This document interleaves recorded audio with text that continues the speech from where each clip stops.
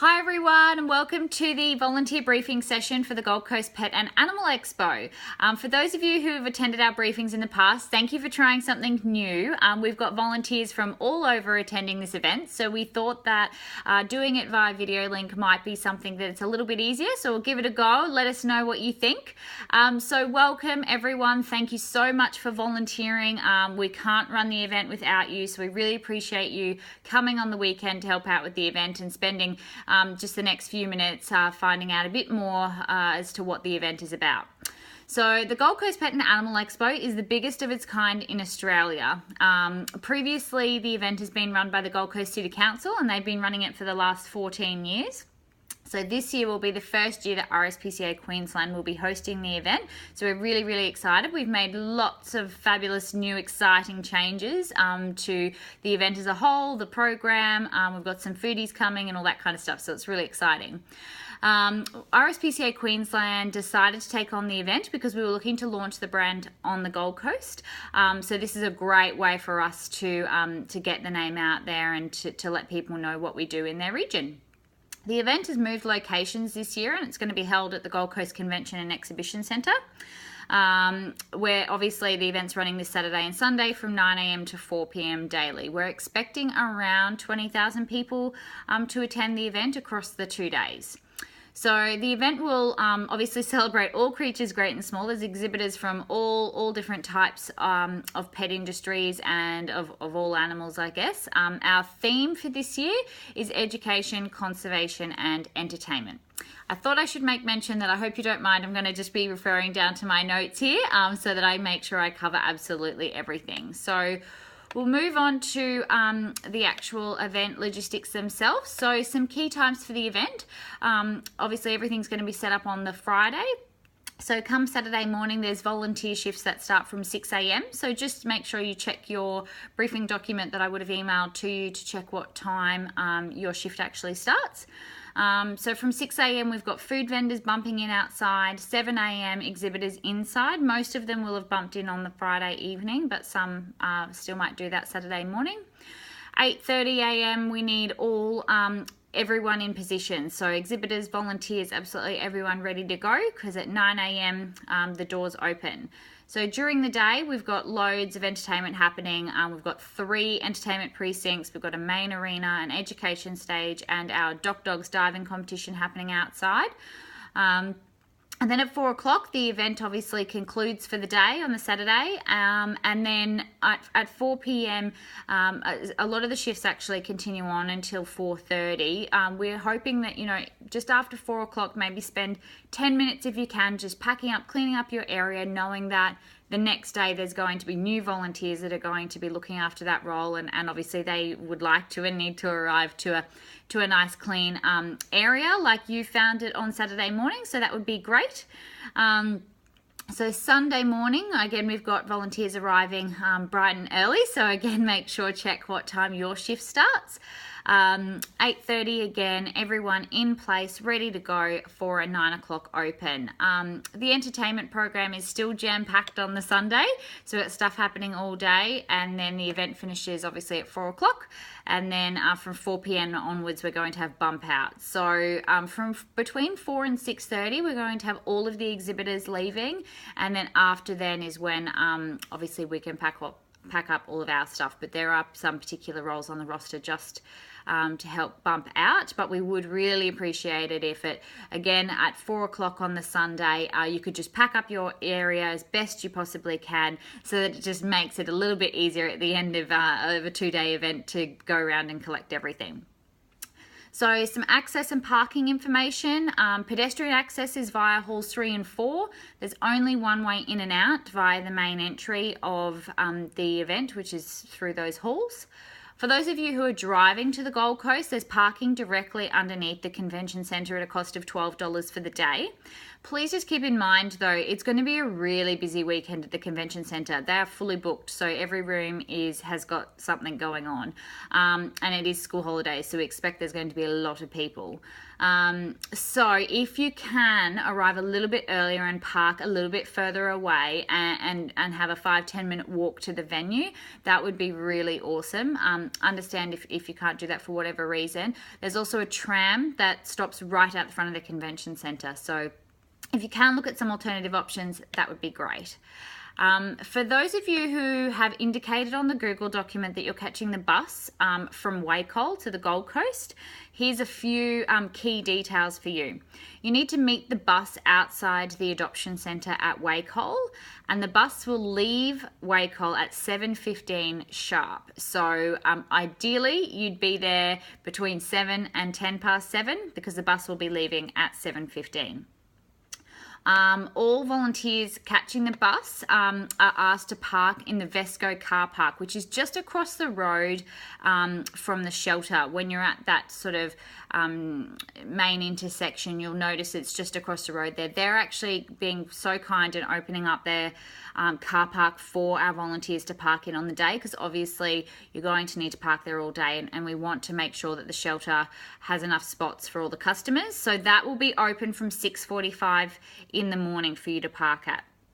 At the end of the day, the bus will depart right from out the front of the Gold Coast Convention Centre. There's an area where cars can drop off and pick up, so that's exactly where the bus will pick you up from. It will be leaving at 4:30 sharp. So most of the volunteer roles say that they go until 4:30. If you are in the handful of people catching the bus, please let your supervisor know that you will need to finish up your shift pretty soon after 4 p.m. so that you have enough time to go and sign out, give back your event shirt and equipment or anything else you've picked up, and can get out the front there no later than 4:25 because the bus will be leaving at 4:30. The main reason why that's so important is because the Vesco car park will be closed at 6 p.m. So we need to make sure that we get you back to Wacol before 6 p.m. so that you can also get your car out of the car park. So the event program and map is available on the website, and we will give you a copy of that when you sign in. Just a really brief snapshot, because I'm not quite sure how much of it you're going to be able to see from there, but basically this is what the event map looks like at the moment. So this is the main entry. This whole area is inside the two halls, so that's where all of our exhibitors are, our main arena and our education stage. You come out onto a balcony here, where there's a few people out on the balcony, to outside on the lawn. So this is where the big Doc Dogs aquatic diving competition will be happening. All of our food vendors, a place for some people to eat their food, and also there's a few exhibitors who have opted to be outside for whatever reason. I should probably mention where you go to sign in. It's also in your briefing documents, but the main entry to Hall 3 is right here. There's a set of stairs on either side. You need to go upstairs to room 10, 11 and 12. It is actually signed, so I have no doubt you'll be able to find it. We'll have some signs up as well saying volunteer sign-in area, but basically those three rooms overlook the two halls, so it's pretty easy to find. Your volunteer support team, so also in your briefing documents you would have seen who's going to be available if you need any questions, but also you'll meet your supervisors and you'll obviously be able to ask them anything you need throughout the event. When you do sign in, the volunteer team are going to let you know, this is also very important, where you need to go to attend your on-the-day briefing. So obviously we've given you as much information as we can in your documents, but when you're there on the day, we do have a little briefing session with the supervisor for that area. So firstly, you can get to know who they are, but also so that they can, visually show and tell you what's involved in your role. So volunteering will help you with that. We're going to be running a Lucky Paw Prize competition again at this event. It's something we're doing at most of our events these days. So if you see some of the volunteers walking around with iPads trying to promote the Lucky Paw Prize, that's what that is. Our first prize this year is a $6,000 flight centre voucher. So very excited about that. There's also donation collecting. This is really, really important actually. Obviously this event isn't ticketed, but it's really, really important, and we have heavily promoted that for every person who enters the event, they need to make a gold coin donation. Doesn't matter what that is, if it's $1, $2, hopefully some people might do more than that, but yeah, we need to make sure we get that gold coin donation from every person entering the event. Crowd counting, it is actually a really important role and something that makes up our numbers for, ongoing years. Also, the convention centre will be checking in with crowd counting people to check on numbers in the venue at any one time. Concourse attendant, obviously you'll be getting the briefing on the day as well, but you will be assisting the public who will be bringing their animals to the event. So we haven't kind of heavily promoted that you can bring your pet along to this event, but people can. They can bring in their own animal and walk throughout the event, no problems. So your role on the day, obviously you're our VIP event staff. You always are. As I said, we cannot run these events without you. So we're so grateful. Thank you so much for giving up your time. Just remember, obviously you're representing the organization, and if you're not sure about anything, then please just ask questions, find someone with a two-way radio, and they'll be able to find out the answer for you. Uniform, most roles are getting an events t-shirt when you sign in for your shift. Some don't have t-shirts either. And obviously some shorts or pants, no short shorts, and some comfy closed-in shoes. If you're in a role that's outside, possibly bring a hat as well. I've already covered signing in and out is in the volunteer rooms above halls 3 and 4. Make your way swiftly after you've signed into wherever your briefing session is going to occur so that you don't miss that important information. Really important, bring your own snacks. We just recommend, obviously, no matter how long your shift is, bring your own snacks with you. We will be providing you with a lunch voucher, but definitely don't forget those snacks. Also, if you could try to remember to bring a reusable water bottle, whatever that looks like, it would be great. There's a water station up in volunteering, so you can go back up there and keep refilling your water bottle throughout the day. The chill out area, which is where you sign in, you could feel free to go and eat lunch up there, or just go and have some time out up there whenever you need. Just make sure you're obviously letting your supervisor know when you're leaving your spot.